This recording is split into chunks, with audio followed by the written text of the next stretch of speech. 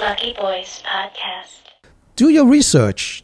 Don't just take up something that, even, I'll say it right now, even the MoCA, the Museum of Chinese, some of their facts are not correct. The Chinese Museum. The Chinese Museum. And I don't think because they're bad people, but hey, if they, stories are always told on the sides of the victors, right?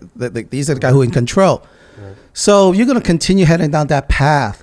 You're going to pretty much, it's worse. When I read it the first time, I'm like, oh, this is bullshit. I know that's not what the Family Association is about. I know this is not what the Chinatown's about. And it's one thing when I read it written by a non-Asian, a white guy who wrote this and, And said it was all basically a criminal element, right. It was all gangsters. But now when you had Chinese people saying it, right? Oh yeah, the bloody triangle. I'm like, dude, do your homework, right? Just think about common sense. We're actually right next to it. Right next to it, right next to it. Bloody triangle right now. I said, why we keep saying? I said, just because someone called it that. I said, just think about it logically. There are not too many Asians to begin with, Chinese in China to begin with. If they were really killing each other, who the hell was doing all the laundry, doing all the restaurant, doing all the stuff? They cannot be killing that many people. Are there no crime? And I'm in denial? Absolutely not. But to say that is the most dangerous, blah, blah, blah. I mean, come on. You look at it, the bloody triangle, and people will say to me, there's two Pegasus that are hanging outside, one on that point to Doyer Street, right? Right. One's on there. And people would say to me, so when I do a walking tour of Chinatown, people would say, what is that? Is the Pegasus something mythical in China? I said, no. That is a symbol of gentrification. Right? The two freaking bars inside the bloody triangle said the taxis, the Uber guy can't find it. So let's hang something there that they can identify. As a landmark. It's a landmark. Okay. Right? And I'm like, come on, guys, do your freaking Those homework. bars are pretty good, though. They're fine. I've been in those bars. And I'm with it, So, hey, listen, we want to, I don't think we need to be only a particular, I think it's natural that it's only a problem. What I see the problem is when they when they marketing using this negative stereotype that hurts our community. Right. That's where I draw the line. Right. Listen, we're not all purists. But when you keep saying this, the only thing that people know about is, bloody triangle, gangs of New York. They was like, come on. It's obviously safer now than it ever was. And when you use that to market it, people come by, they take, No, I went down that path. That path. This other author who wrote the book, and I said, hey, listen, I would love to have a conversation with you about the Tong Wars and all those stuff, right? He said, oh, it's all based on facts. I'm like, what facts? He goes, based on the news report. I said, yeah, read the news report now. If you watch Fox 5, you think the president is second coming of Christ, but then you watch MSNBC. So when you wrote your story, I told this guy, which one was it Fox or was it MSNBC? Right, so don't tell me this. So I just want my daughter's generation, do a little fact checking. Right. The real history. Real history. Look behind the facade.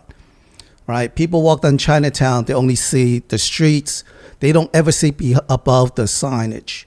There are real people who live here for 175 years. Now, for those, right, tenement buildings. And for the people listening, can you explain how the Bloody Triangle get its name and what are the cross streets?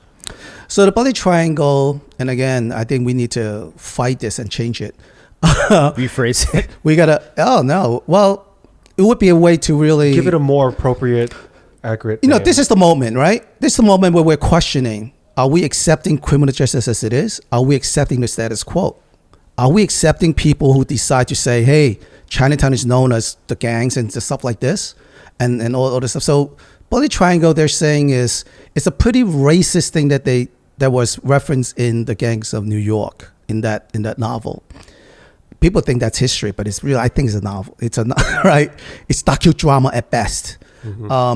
So they basically said at this corner, because a Chinese person's eye cannot see around the corner, that's why they kill each other, right? That was the reference. I said it's a pretty racist thing. Yeah. But our people, do they say, do they object to that? No. They continue to push.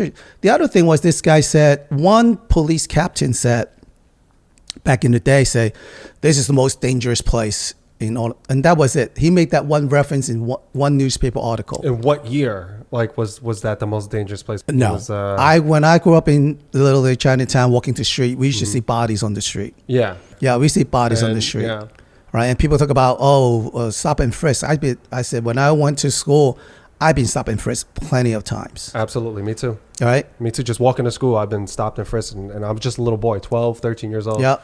And I get thrown against the wall, like shoved. Yep. If and you stopped and if frisked you very just aggressively. walk straight up Mm-hmm. like a person, you must be a gangster. Yeah. You're not supposed to walk like that. Yeah. Right. Or even if you look a police officer in the eyes, Yeah. they would react a certain way towards you. I remember. You remember that Music Palace used to be a Yeah. theater, and then Right there was some on, shooting. Right on Bowery and Grand? Hester, right? Hester, yeah. Bowery on and Hester. That's right. So I used to have to take the bus there to go up to NYU, go up to West 4th Street. Mm. I'm standing there. Next thing you know, a bunch of cops just shove me against the wall, and says, "Put your hands against the wall." And you had a Right. book bag and everything. You look like you're going Yeah. to school. Right. Okay. So they go, well, I have my hair's kind of long then, so they like just shove me against the wall and says, guns drawn. Yeah. Let me see all 10 fingers. And you better pray, motherfucker, you have 10 fingers. You can't make this stuff up. Mm-hmm. Right? I'm like, all right. Then I turn around. I'm like, what's going on, officers? Hey, there was some shooting here. I was like, don't ask me. I'm going to go to school. Mm-hmm. So they go, hey, let me see some ID. So I decided to have a little fun with them, right? So I was like, here's my library card and here's my American Express. Don't leave home without it, right? So, Oh, Right? I love you, man. but like that shit happens. I'm like, come It on, does. man. Yeah, it does. Enough already. Yeah. So, but when people hear like who's getting it worse, and I really don't, race is an issue, but I think class structure, classism, it's a much bigger issue. And Absolutely. That Because is where you go. That even happens within our own people. Mm-hmm. Right. And everybody's own people doesn't matter what color you are, whites, blacks, Asians, Hispanics, Latino, right? There's classism within that, and people look down on their own people for whatever reason. And, a lot of it, it's generational wealth or you're lucky. You're lucky to be born to a wealthy family. You're lucky to be raised with two parents.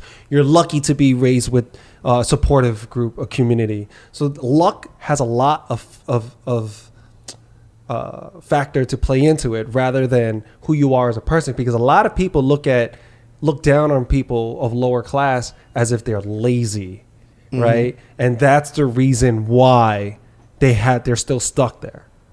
And that's not always the case. I know sometimes there are cases like that, but that's not always the case. Luck has a lot to do with it. Has everything to do with it. Better lucky than good.